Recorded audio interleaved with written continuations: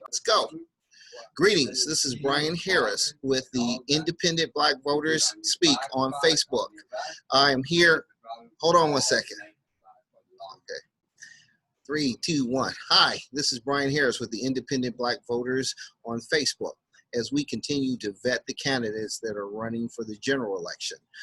We had a great time talking to the candidates running, and now we'd like to introduce Adrianna, who's running for Family Court, District W. Is that Department W? Yes, Department W. What we'd like you to do is give us an introduction, tell us who you are, tell us a little bit about you, your values and beliefs, and then we'll ask you some more questions after that, okay? Thank you. Okay, Brian. First of all, thank you for the opportunity to speak to you. I do look at your Facebook page, and I always am impressed with you trying to educate voters in the upcoming election especially, so I do appreciate the opportunity to speak to you. My name is Adrianna Rincon-White. I am currently serving the residents of Clark County as a hearing master in Dependency Court. Dependency Court is the court that hears child abuse and neglect matters, and I was appointed to that position in 2018 after being vetted by the district court judges, and I was recommended to that appointment by the majority of judges. So I've been through a rigorous process to get to where I am now, which is a judicial position. Prior to my appointment, I practiced exclusively in family law. My entire career has been devoted to this area of the law because it is important to me. I'm a child of divorced parents. I'm raising 2 children myself, and it is important to me to preserve family, and one of the things and values, and that is why I decided to run for family court. I've handled all kinds of family court cases, from your run-of-the-mill joint petition divorce to complex relocation cases, termination of parental rights, you name it, I have done it in family court.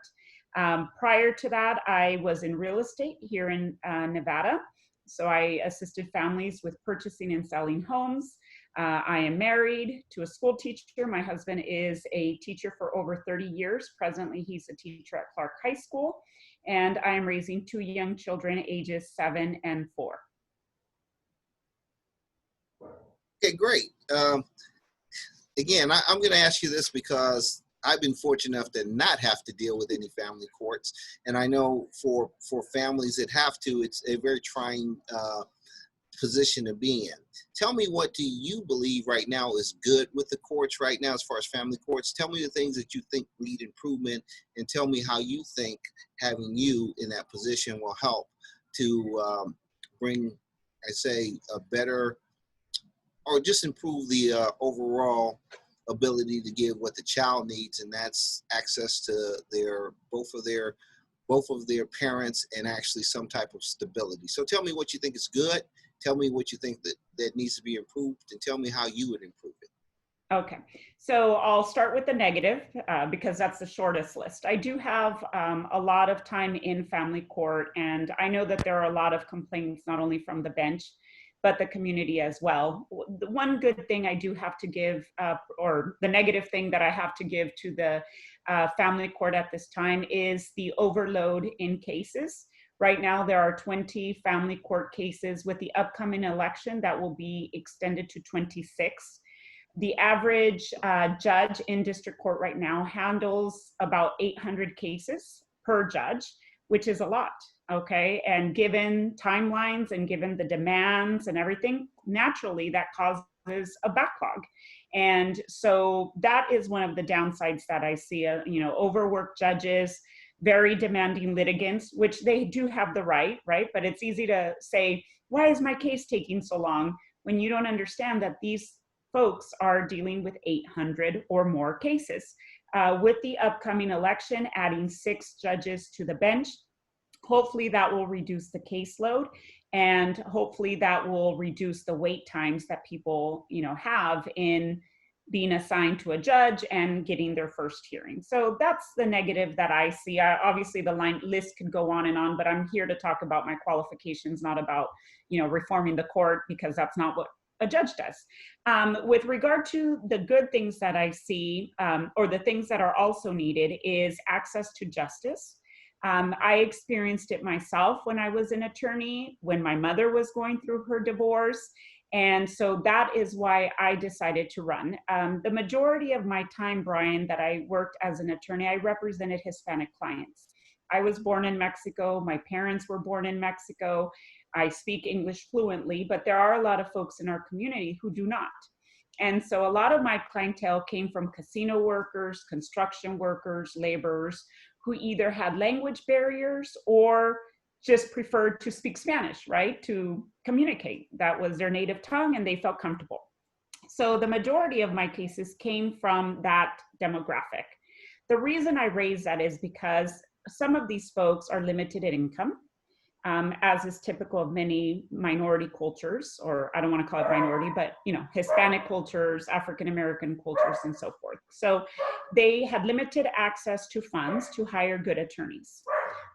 Second, they didn't have access to justice because if they didn't have an attorney, they were treated unfairly. And I had a lot of clients who used court interpreters in cases, and I noticed that they were being treated differently, even having me as their attorney, than the person on the other side of the table who did not have an interpreter or who had an attorney. And I believe that family court, there is no room for prejudice. There is no room for denying access to justice. These are very important things we're dealing with. We're dealing with families. Sorry about my dog. We're dealing with separation, which brings stress to kids, stress to family financially, emotionally, and so forth. And everyone needs to be treated with compassion. And they need to be given their day in court, whether you could afford an attorney or not. I've had a judge more than one time tell me, Miss White, your client doesn't have money to litigate this. Go outside in the hallway and work it out.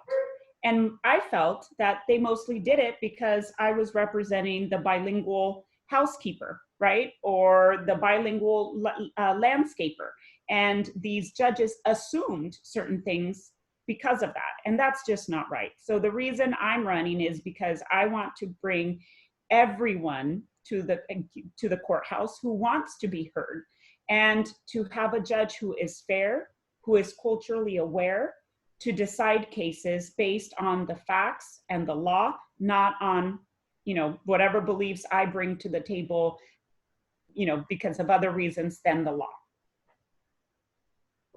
And that's good that you brought up, because obviously one of the reasons that we created the Independent Black Voters is we are looking for equal justice. We're looking for equal justice under the law, equal access. We're looking to be judged on the merits of the case and not the color of the skin or even your sexual orientation or anything else.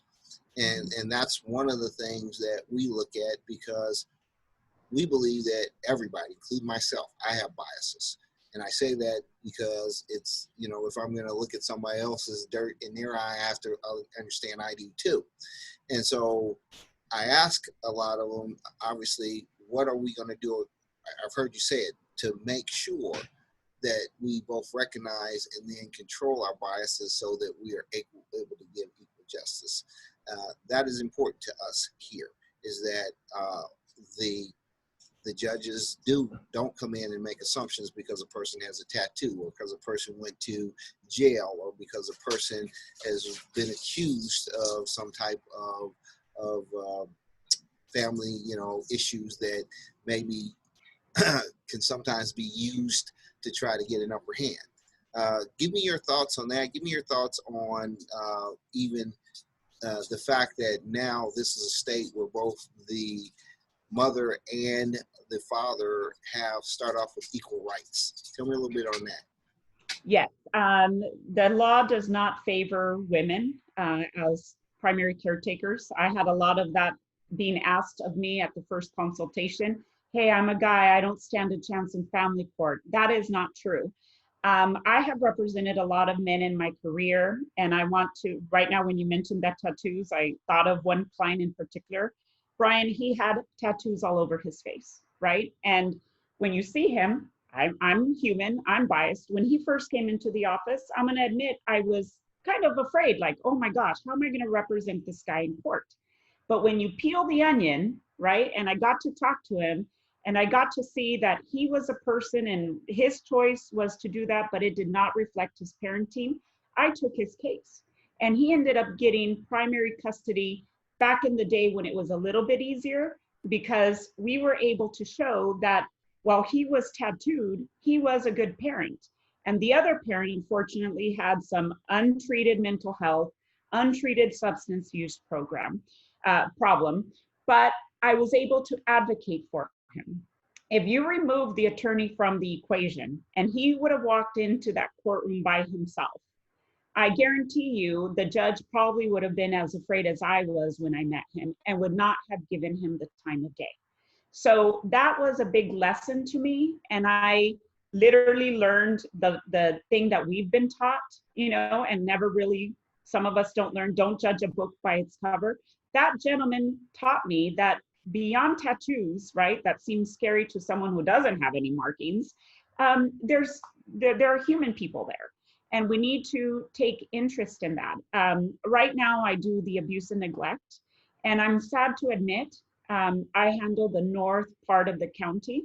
I'm sad to admit that I deal with a high proportion of Black families, right? And the first thing that DFS wants to do is move forward to terminate rights, right away. And I read every single page that gets filed. And I read psychological reports and all that. And most of the time, the root of the problem is untreated mental health issues or traumas that the department is quick to,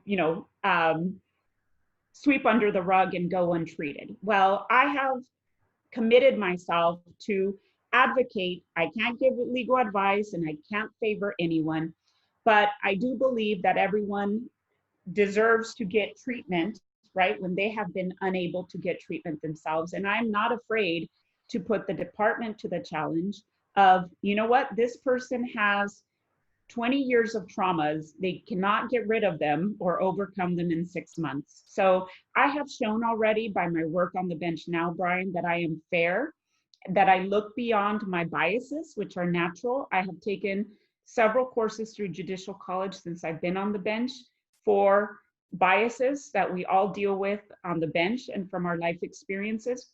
And I'm really, really working hard to preserve families and to, when they can't be preserved, give everybody a fair chance.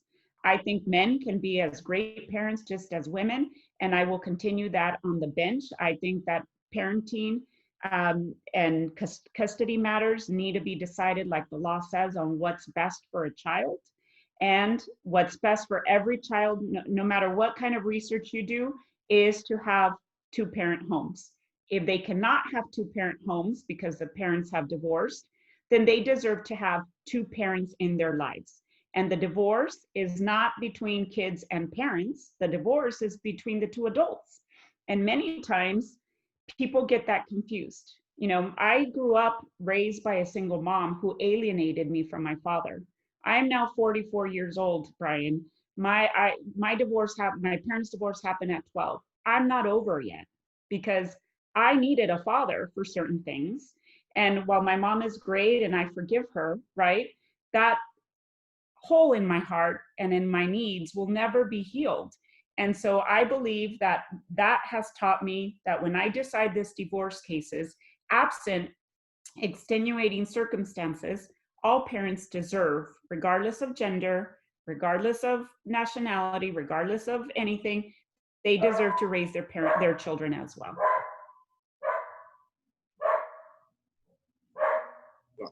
Absolutely. And I commend you for being open about biasing and learning from them, because the one thing that scares me is a person who says they don't see color.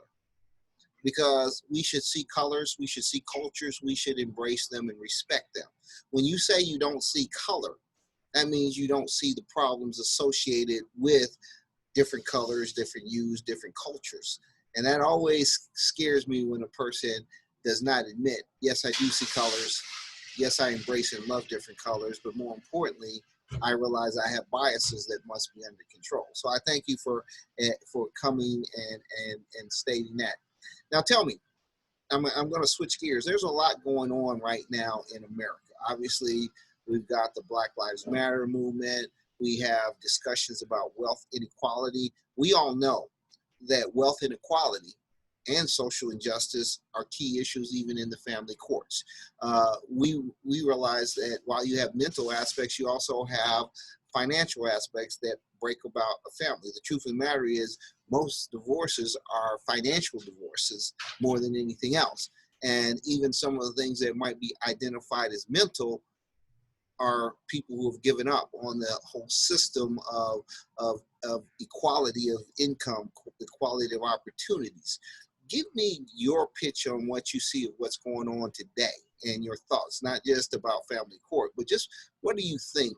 And then tell me how it relates even to what you're seeing in family court, because the thing that you said about unfortunately seeing more Black people in the court, it's because economically, unfortunately, we are in a lower stratosphere of economics, and that affects our families. And like I said, the first thing that the courts want to do is take away the children. So you're on. Give me your opinion. Well, just on my personal platform, I'm a big believer in family preservation. And I believe that a lot of people don't put energy and effort into preserving their family. And I don't mean getting married. I mean, I wish everybody would get married, right? But when I have a marital issue, right, I have insurance and I can run to marriage counseling if I need it. If my child or myself have a substance issue, I have the resources available to go get help, right? But a lot of people don't. I grew up in a family that didn't, raised by a very impoverished single mom. So we didn't have access to things. I have a lot of traumas too that came from my childhood because of economics I couldn't access. So right now, the issue that I see is that mental health and just medical services in general should be accessible to all. Am I asking for universal health care? I'm not a legislator, but I'm a member of this community and a human, and I believe that everyone should have access to medical care. I have children being removed from their homes on my docket because a parent didn't address their mental health. They didn't address their diabetes, their epileptic seizures. So I'm not just talking about substance abuse and mental health, Brian. I'm talking about medical in general. We should all have access to health, basic health, even a little bit more elevated than medical health, because I can access it, but my neighbor, who unfortunately doesn't have the income, I can't, and that's not fair. And I still have to pay out of pocket. So it's not like I'm getting it free either. But we really need to come up with a solution. I don't know what it is. I'm not in that area. But I think that that is one of the issues. The other issues I have is, I didn't know what defunding police meant, right? When I first heard it, I thought what most people think is get rid of the police.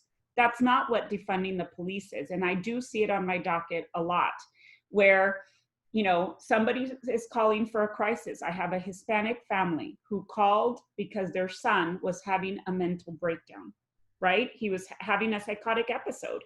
And rather than police responding with a crisis team, which exists, cops responded. And this person was, wielding a knife and so forth. So I'm not blaming the cops because they're trained to do that, right? They're not mental health providers, but they shot the person. And he didn't die in this case, right? But there have been others who died, but because they didn't know what else to do. A crazy person is, threatening them with a knife, they're going to shoot them because that's what cops are trained to do, right? So I think we could reduce that statistic if we reapportion funds so that police is better equipped to respond to crisis calls. And this goes back to this family having lack of resources to be able to get this family member into mental health. I have little children as young as 8 trying to commit suicide. As they get older, they get into delinquency, and the parents don't want to pick them up because not because they don't love them, but because they don't know what to do. So they're like, make them part of the system because I'm putting my hands up. I don't know what to do because I don't have the resources. I'm barely surviving. How am I supposed to get mental health? So, it all ties to economics. We also need to increase wages, right? Working at McDonald's for $7 an hour, whatever it is, that's still a job. $7 is below, or whatever the minimum wage is below poverty line, and all that. But then we get the argument from the taxpayers. So I'm not going to get into that because that's beyond. You asked me what my personal opinion was on what those issues are, and I hope I answered your question. Again, I thank you for being honest, because like you say, a lot of people, they hear a word defund the police and they think people want to get rid of the police. And most people who are lying to buy, we want police, but we want effective police. We don't need to have people in riot gear all the time. We don't need to have people, like you say, who come in who are ill-equipped. And unfortunately, those biases come out too. If I see a black man or a Hispanic man with a knife, they're probably going to get killed. If I see another person with a knife, well, they might not get killed. There's a good chance. So that's why you have to relook at things. And again, that's why even I think a lot of people don't realize that today's environment, we just want police to police themselves to the point where if you get rid of the bad apples and you don't protect the bad apples, you'll start having a good crate. Because like I said, we need to have police. We just need to have police who understand that they are part of our community and it's not us against them. So I thank you for talking about that. And like I said, wealth inequality is a very key issue. Disproportionately in family court, disproportionately in all courts. Unfortunately, Black and Hispanics are represented because of wage inequalities. And if we don't address the root cause, just as you said, we have to figure out how to give everyone a chance for the American dream, so that if people own stuff, if they have stuff they can lose, if they see a future, guess what? A lot of the problems never happen. But when you are at a position in life where you believe that there's no way up, then you get what we get today. So again, I appreciate you for being honest. This is the first of a series. We have until November. As I said, I thank you for joining the Independent Black Voters. I'm putting this out to all of the people who see the value. Come on, you'll see I do rants. I've been kind of off the air for the last week, but I come on for a minute and I let people know what I'm thinking. We want to know what's on your mind. It doesn't have to even be about the family court. It can be about your values and beliefs. It can be thoughts about the family court. It can be thoughts about why we need to consider you as an ally to the community. So I challenge you. That's how you get people to vote for you versus somebody else. So again, this is the Independent Black Voters. We're on Facebook, and we thank you for taking the time to be here and tell us. So I'm going to give you a few minutes again. Tell everybody what you're running for, who you're running for, and why they should vote for you. Okay? And Okay. I'm going to let you talk. I got to run. Okay, my name again is Adrianna Rincon White. I am running for family court in Department W. You can reach me via my Facebook page at Adrianna4Judge, the number 4. My website is Adrianna4Judge.com. You could find information about me there. I am running for judge because I am passionate about families. I am passionate about equality and access to justice for all. I believe that cultural awareness is very important in family court. Right now, we only have one Hispanic judge, no Black judges, and one Filipino judge who is about to retire. I'm married to a Caucasian, so I'm not, racist in any way either. But the bench does require cultural awareness, because with every culture, there comes their set of nuances. And I am Hispanic. I was born in Mexico. I was raised by a very traditional Mexican mother. I am now married to a Caucasian man. I have a very diverse group of friends. And I just, as a human being, have always been taught that while we all carry our biases, you need to set those aside and treat everyone fairly. And that is what I strive to do in family court. I am raising biracial children, and I want them to have a good chance at life as well. And I believe that me working in the community, I volunteer at pantries, I volunteer at community outreach events. I believe a lot in education and family preservation. And family preservation does not mean keeping couples together. What it means is preserving a family, a unit, so that when parents separate or when they're being raised by a single family, they receive support so that the children don't stray, right? When single families are struggling to make ends meet, their focus shifts on survival rather than raising children and giving them the support. And that's where kids fall into delinquency and bad things. I was one of those youth when I was young. So I really want to bring all that to the table. I'm not doing this for a pay raise. I actually would take a pay cut or took a pay cut when I took the bench. I'm doing this because I'm at a stage of my life where I'm stable and I want to be a positive role model for other members of my community and for youth especially. I'm heavily involved in foster youth. I'm on a committee for higher education with the Nevada System for Higher Education. So I don't just talk the talk, I actually walk the walk. So I would appreciate your vote on November 3rd. Anytime you want me to come on, Brian, to educate voters. Yesterday, the Secretary of State released important information about election. There's going to be 4 more weeks of early voting. There's going to be 159 voting sites. Voting is very important. And just because you haven't set foot in family court does not mean that judicial positions are not important. So thank you very much, Brian, for your time.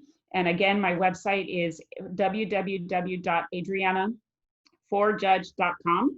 And my phone number is on my website, 702-723-8105. And you can actually call me and I will answer that phone, obviously when I'm not working.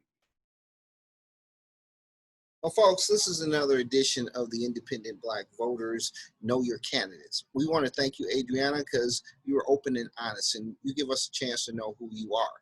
And hopefully going forward, we're going to vet you and get to know even more about you. Our vote is not free. We believe that equal justice will come the more we become educated voters, the more we hold all candidates accountable for equal justice under the law.